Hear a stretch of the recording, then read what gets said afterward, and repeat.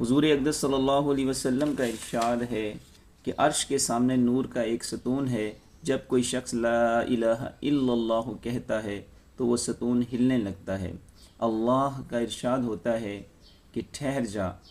وہ عرض کرتا ہے کیسے ٹھہروں حالانکہ کلمہ طیبہ پڑھنے والے کی ابھی تک مغفرت نہیں ہوئی۔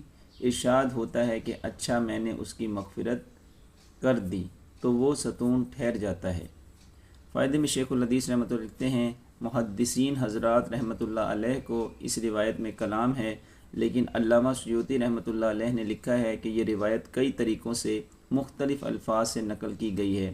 بعض روایتوں میں اس کے ساتھ اللہ جل شانہ کا یہ بھی ارشاد وارد ہے کہ میں نے کلمہ طیبہ اس شخص کی زبان پر اسی لیے جاری کرا دیا تھا کہ اس کی مغفرت کروں۔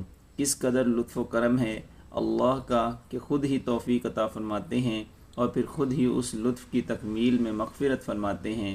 حضرت عطا رحمۃ اللہ علیہ کا قصہ مشہور ہے کہ وہ ایک مرتبہ بازار تشریف لے گئے، وہاں ایک دیوانی باندی فروخت ہو رہی تھی، انہوں نے خرید لی۔ جب رات کا کچھ حصہ گزرا تو وہ دیوانی اٹھی اور وضو کر کے نماز شروع کر دی، اور نماز میں اس کی یہ حالت تھی کہ آنسوؤں سے دم گھٹا جا رہا تھا۔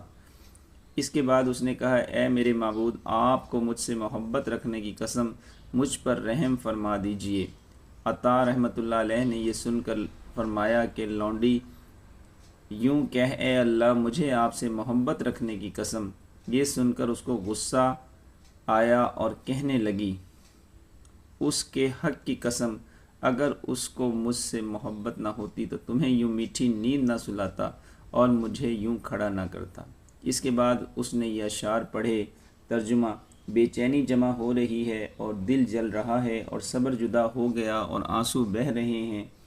اس کو کس طرح قرار آ سکتا ہے جس کو عشق و شوق اور بے چینی کے حملوں کی وجہ سے ذرا بھی سکون نہیں۔